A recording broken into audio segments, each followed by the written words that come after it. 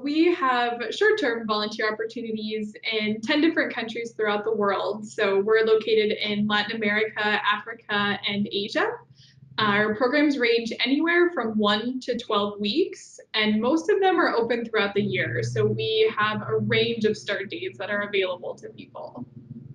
So the areas people can get involved in include things like improving education for children, supporting those affected by HIV/AIDS, caring for people living with physical or mental disabilities, improving the quality of care and sense of dignity among the elderly. But again, in general, it's all focused on that person-to-person interaction and cultural exchange. Our volunteers come from all kinds of backgrounds.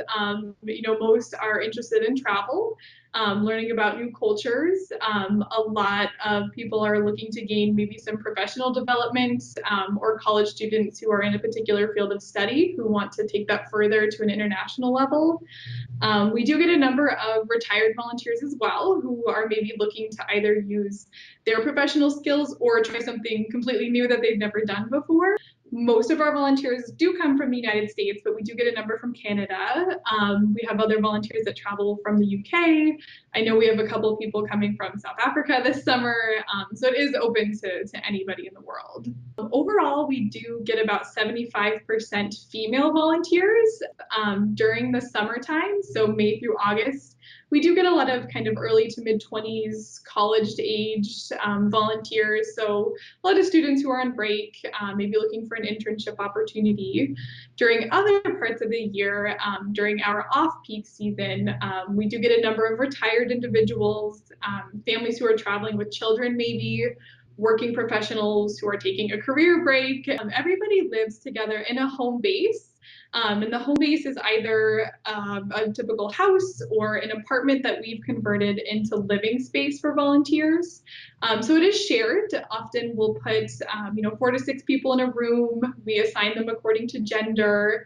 But it's definitely cozy and home-like and very comfortable. We do want to provide a safe and clean environment for our volunteers. And it's usually right within the community that people are working with. So you get to know your neighbors, you get that cultural immersion, but you still have your own space and you're living with a group of other international volunteers, which are just as important to the experience. All of the meals are provided by our staff. We have a full-time staff at each of our locations. And the staff will come from the local community as well. So they're another great connection to the culture that volunteers can experience. So we have, housekeepers, drivers, cooks, program coordinators, country directors. So all of the meals are prepared by our cooks on staff, all local cuisine, and all prepared in a clean and safe manner so volunteers don't get sick while they're there. So once someone is officially enrolled, so they've decided on where, when, and how long they want to go, they begin working with one of our program site specialists on staff. So that's booking their flights, if there's a visa they need to apply for, talking with them about what to expect within the community and the culture, what their goals are for the program, and what the volunteer work is going to be like.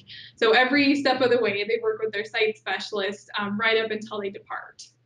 The program fee depends on the number of weeks you volunteer for. It's the same regardless of location. So it starts for a 1-week program at $24.80. Then from there, the weekly fee is just $5.88 per week for each additional week you add on if you go longer.